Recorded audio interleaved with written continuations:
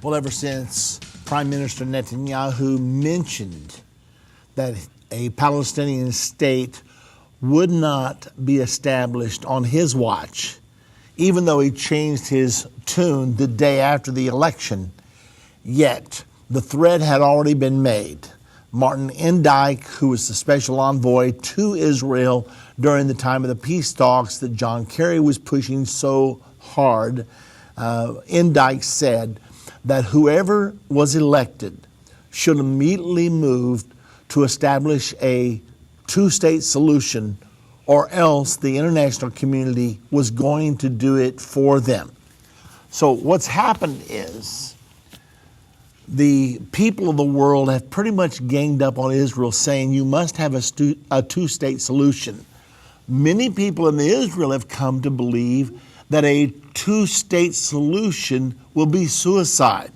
Now, before we actually go to the words of President Obama, let's give a little insight into the thinking of Israelis today. What happened was, every time Israel has given up land for peace, all they've gotten are more bombs, more rockets fired on their soil. Whether you talk about Lebanon, whether you talk about Gaza, where they withdrew unilaterally in 2005, wherever you want to talk about, thinking this was a goodwill gesture, we're going to turn Gaza over to you.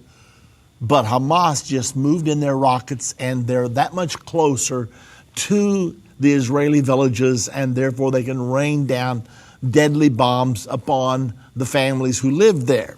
Well, after you go through this pattern a few times, you wise up and say, oh, they're asking us to trade land for peace, but we tried this twice, and it didn't work either time, and we're dealing with the same people right now.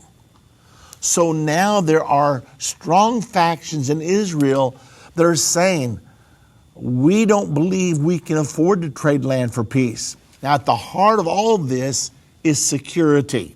And we're going to hear President Obama talk about that point here in just a moment. As a matter of fact, I want to go ahead and get into the article right now. This actually appeared on a television station, Channel 2 in Israel, and the show aired Tuesday night, which of course is past. They're 8 hours ahead of us in Israel, so it aired just a few hours ago. U.S. President Barack Obama gave an interview with the Israeli media on Tuesday in which he threatened that an Israeli refusal to renew peace talks with the Palestinian Authority would make it hard for the U.S. to veto motions in the UN against Israel. In an interview with Alana Dayan for Channel 2's TV show aired Tuesday night, Obama commented on Prime Minister Benjamin Netanyahu's statements before elections in which he said that a Palestinian state won't be founded on his watch. Now, we remember that Prime Minister Netanyahu said that. Netanyahu embraced a two-state solution in his famous Bar Ilan speech of 2009. That was done at Bar Ilan University. It was there that Netanyahu embraced a two-state solution, and he was the first Israeli politician to do so. Well, here we are, 7 years later or so, and during the recent elections, Netanyahu was losing. The polls were all saying that he and his party would land about 20 seats, which would have thrown him out of power and given the majority to the Labor government. At the last minute, during the last week, Netanyahu did an about-face and openly declared, there will not be a Palestinian state on my watch, and if you don't want a Palestinian state, I'm the only guy you can vote for. I need as many votes as I can get in order to retain the power to establish the next government. I'm the only one standing between you and a left-wing Labor government that's going to give away the farm. Okay, so in 1 week's time, his poll numbers swung from 20 seats in the Knesset to 30. So his approach worked. Many of the seats that he won were taken away from right-wing parties, which also are against a Palestinian state. But once Netanyahu came out in favor, and since he was the only one of the right-wing parties that had the chance of putting together a government, everybody felt like they needed to support him, and they did. Well, as soon as he said there will not be a Palestinian state on my watch, all the statesmen, all the politicians of the world ganged up against him. What? Well, if you're going to take that stance, then we're going to have to reassess our stance concerning you at the United Nations. This came out of Israel from more than one source. And many people thought perhaps that Obama was just allowing his front people to go out there and issue these veiled threats in order to intimidate Israel. But it's not true. Now, Obama himself is making the threat. When the President of the United States of America makes a threat, now you're talking to the person that has the power to carry it out. So let's see what happened.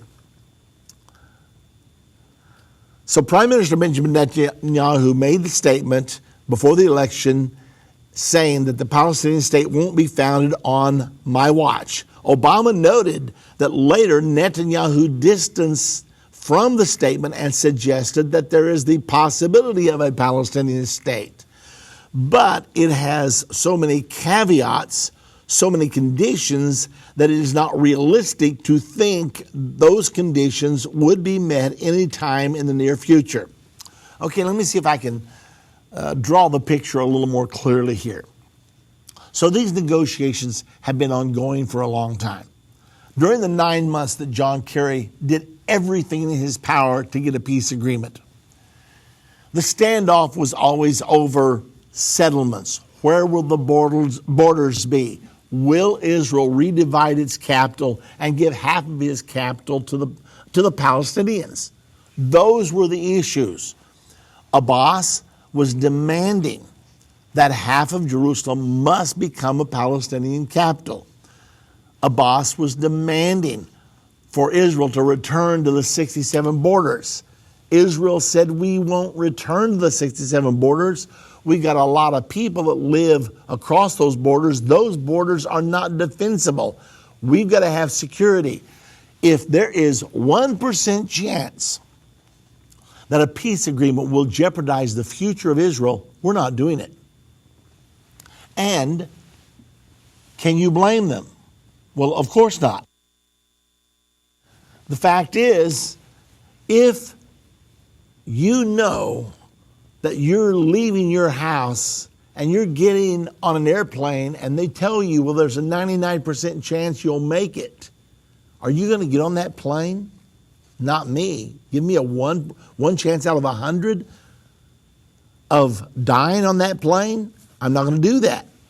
So you're going to see as this conversation goes on that President Obama is urging Israel to take risk. Now the situation is Israel has no buffer here. Israel has no place to go. They've been in exile for 2,000 years. The last thing they remember is 6 million of them being marched off to the gas chambers of Nazi Germany. And all of Europe cooperated with Germany. When they looked for places to flee, even the United States of America would not give them a place to hide. Okay, so all this is in the Israeli mind, and yet President Obama is urging them to make risk for peace. Netanyahu says, we want peace, but we must have a secure peace. We're not talking about 95% secure here or even 99%.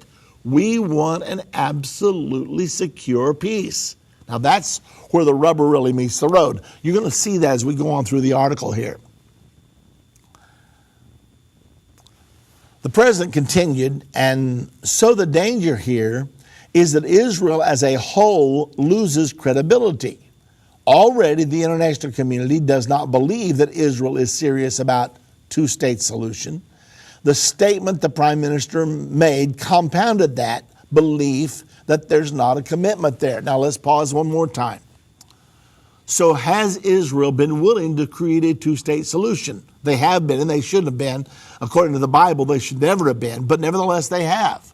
Because it was Ehud Barak in the year 2000 that promised literally to return to 67 borders. But Arafat turned it down. He said, we must be able to go back to our homes in Haifa and Tel Aviv. Well, that was committing national suicide. Israel could not tolerate that. So that didn't work. Well, Ehud Olmert then, what was it back 2006, 2008, he also was very close to a deal. But again, the Palestinians turned it down. There have been several times that Israel has offered a deal, a good deal, but they've turned it down because many people believe that what the Palestinians really intend is to keep squeezing Israel until they drive her into the sea, till there's no room left.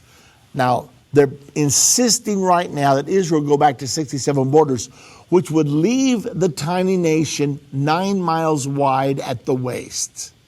Now, put that in perspective. Think in United States terms. Can you imagine our entire country being 9 miles wide? Well, that's what would happen if Israel goes back to 67 borders. They become indefensible. You cannot, in this day of modern technology, when a jet airplane can in seconds travel the 9 miles, you're just absolutely, totally vulnerable. Okay, so that's the problem here. The Palestinians keep saying, you must give back our land. Now, Naftali Bennett says, no, you're saying that wrong. You're asking us to give away our land. That is not Palestinian land. It has never belonged to the people now called the Palestinians. It used to be Palestine when Jews and Arabs and everybody else that lived there called themselves Palestinians. But as far as the Arab people who live there now that claim that Israel took the land from them, Israel didn't. The Jordanians occupied that land prior to the 67 war, and they had occupied it in 1949. So anyway, I don't want to get too complex here, but our president just spoke to the entire Israeli people on this issue, and he's warning them, you're going to hear it in the next segment, he's warning them that they're not going to be able to count on the United States any longer.